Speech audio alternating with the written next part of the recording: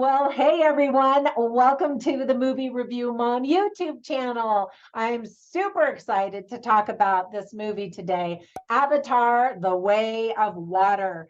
So if you are brand new to my channel, yay, I'm so glad that you found it. My goal is to give you the heads up on filmmaking quality and content so that you can make the best decision as to whether or not you want to spend time or money or both watching a specific film. And if you are a returning subscriber, yay, thank you so much for your support. I really appreciate it. All right, enough of that. Let's get into this movie. This fantastic movie releases in theaters this Friday on December 15th, 2022. It is rated PG-13, and I'll explain why. I'll give you some tips for parents here in just a minute. It is 3 hours and 12 minutes long, which is a really long movie, but the time flew by really fast. I was impressed. I'll talk about that here in just a minute as well. My overall movie review mom grade is, well, if you can't tell already, an A.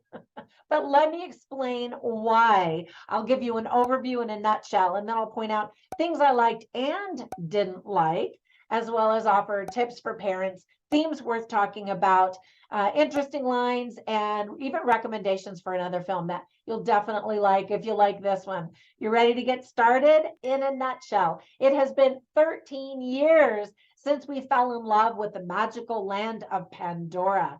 Is the sequel worth watching? In a word, yes. In this story, Jake Sully lives with his wife and 4 children on Pandora. Here's the description of the story from the studio. It says, once a familiar threat returns to finish what was previously started in the last film, Jake must work with the Neytiri and the army of the Na'vi race to protect their home. Well, that is quite the generic introduction for the story that is so much more than just that. Here's a list of things that I liked. First of all, I had the great pleasure of attending a press screening last night. A free movie ticket is always super nice, but I also got free popcorn and one of those reclining lounge chair seats that lifts your leg up like a lazy boy chair. So nice. What a way to watch the movie. I saw it in 3D and on the big screen. The only thing that would have made it better is if I got to see it on IMAX, which I didn't, but it was still amazing. So all of the planned Avatar movies together are expected to cost over $1 billion. Rumor has it that they've been filmed back to back so that we're not going to have to wait as long for the next movie to come out. James Cameron is currently saying there will be 3 more in addition to this sequel. So that totals 5. He's like, well, if anybody's still interested in watching it, and if he keeps pumping out good ones like this, of course we're going to keep watching it. We'll see though, because I've got some things I want to talk about that when it comes to the story.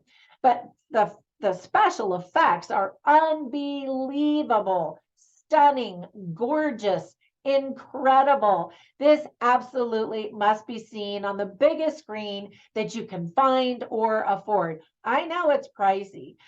Everything is bigger than life, yet the smallest tear is so detailed and emotionally powerful. That's a skill that James Cameron absolutely has. He can zoom out and give you the overview, like in Titanic. You see this ship in the middle of the big vast ocean, and then you zoom down to a tiny, well, it's not that tiny, but that gemstone, right? The tiny detail and how the whole story is flipped on its head because of that one gemstone. Well, anyway, you got to see Titanic if you haven't seen it.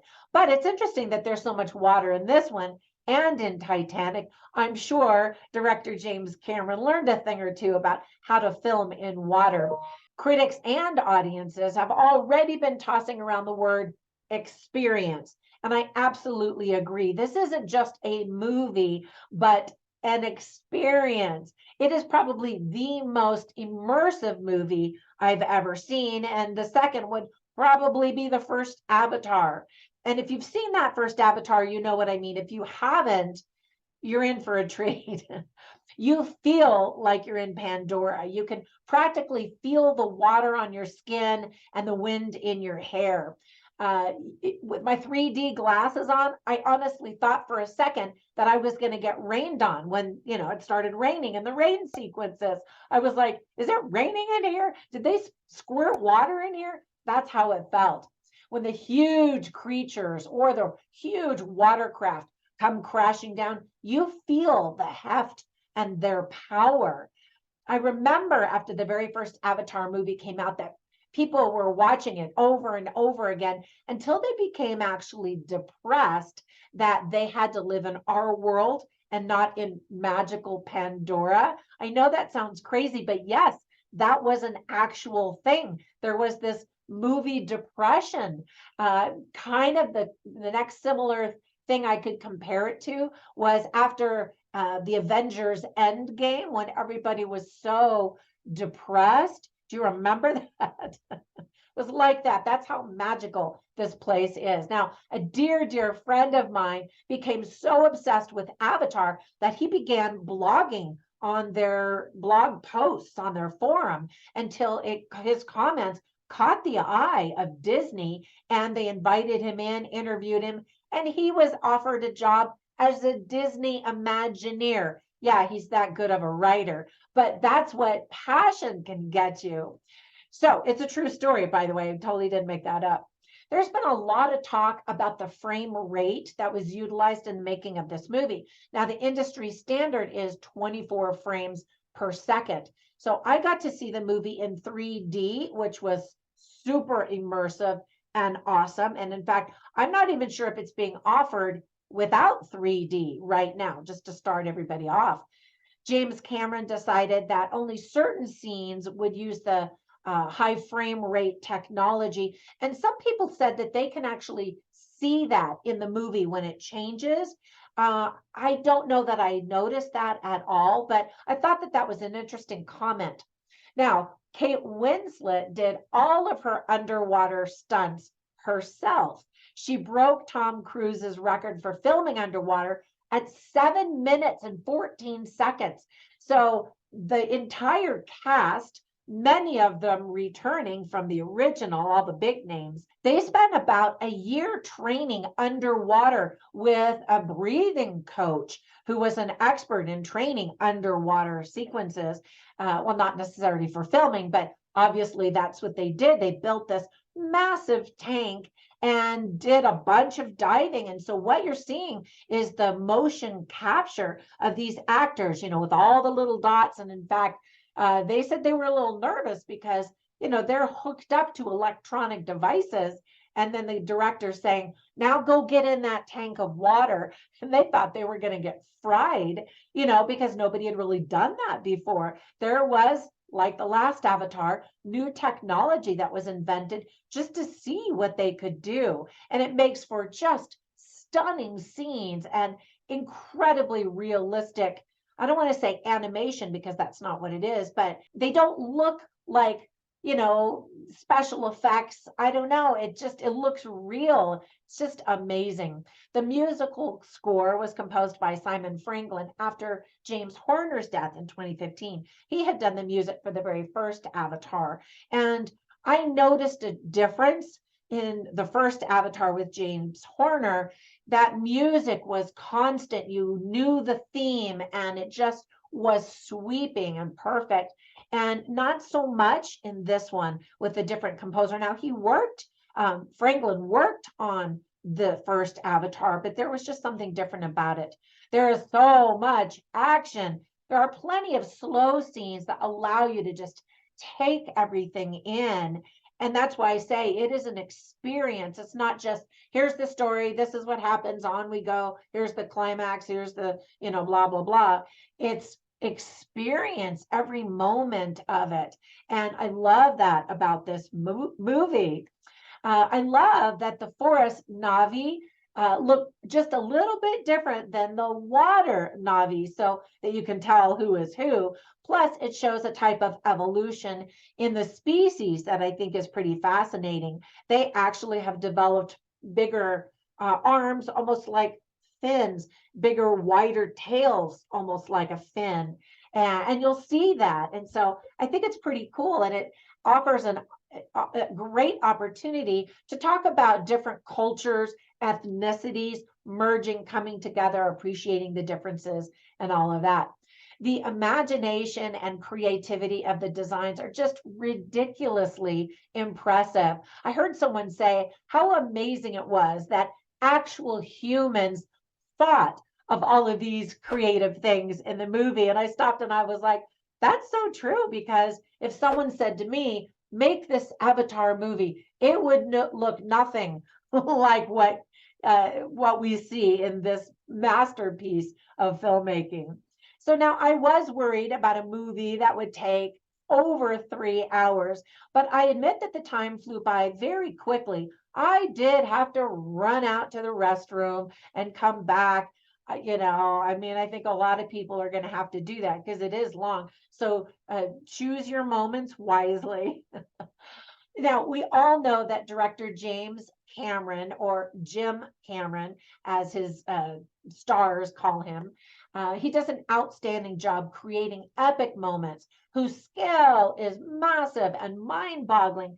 But as I mentioned, he equally does a great job zooming in to tiny details like a close-up of people holding hands that gives a feeling of love, and you get all the feels in a big, grand, yet intimate way.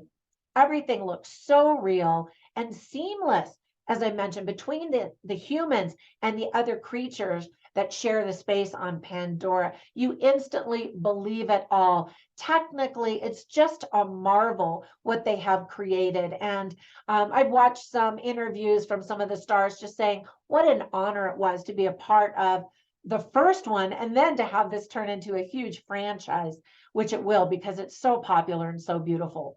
All right, now with all of that amazing praise, there were some things I didn't like or thought could have been done better. For example, I admit that I was surprised that the director would basically rehash the same story from the first movie. The villain is the same. The learning curve in the new environment is the same. The bullying element is the same. The wars and battle scenes are very, very same. Some of the same characters from the first movie come back again, even though they had died. No spoilers, but what's wrong with adding new characters to the story? Now they do, and I wouldn't have minded that a bit at all. I understand, though, there were certain plot points that the director wanted to make by bringing back certain characters in a certain way. And I get it, but it all just felt very familiar. Like, really? We waited 13 years and this is the story that you came up with, one that we already had before? So I was just really surprised by that.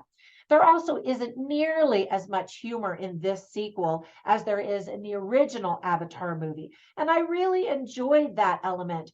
And I think it's important because there are a lot of big battle and fight scenes.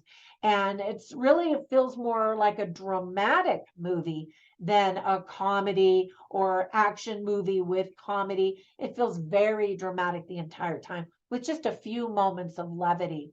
Now, no spoilers, but there are some characters, I have to be super vague here, who were kind of indistinguishable from others.